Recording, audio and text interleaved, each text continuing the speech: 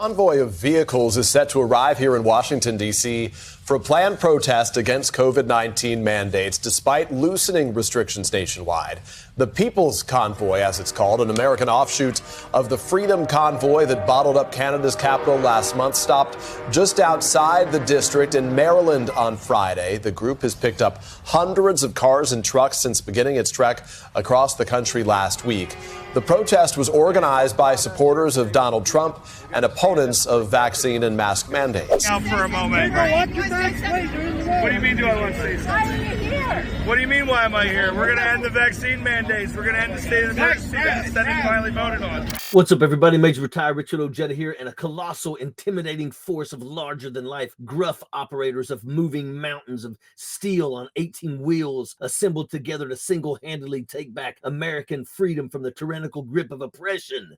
But they got tired, went home, gave up, and realized that nobody cared.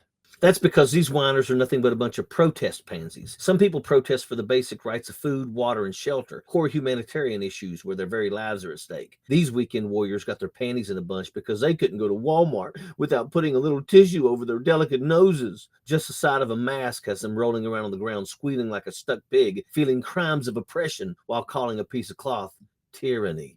What a pack of delusional conspiracy theorists, entitled, tender-footed toddlers these selfish morons are. Crybaby Convoy, and you're darn right nobody cares about their showboating and stupidity. Trying to plug up public highways because they're so oppressed. They're so oppressed that they can take off on a fool's errand, wasting fuel, wasting time, and when their pointless quest lays an eggs, they go off to their own little suburban blue heavens in their heated, warm little beds to cry their oppression tears into their my pillows.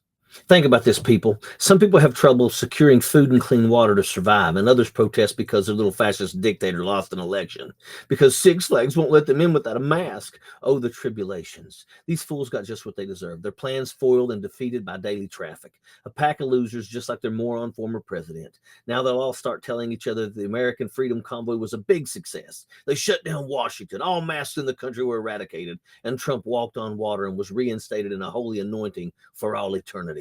After all, playing make-believe is all these loser crowd really has going for them.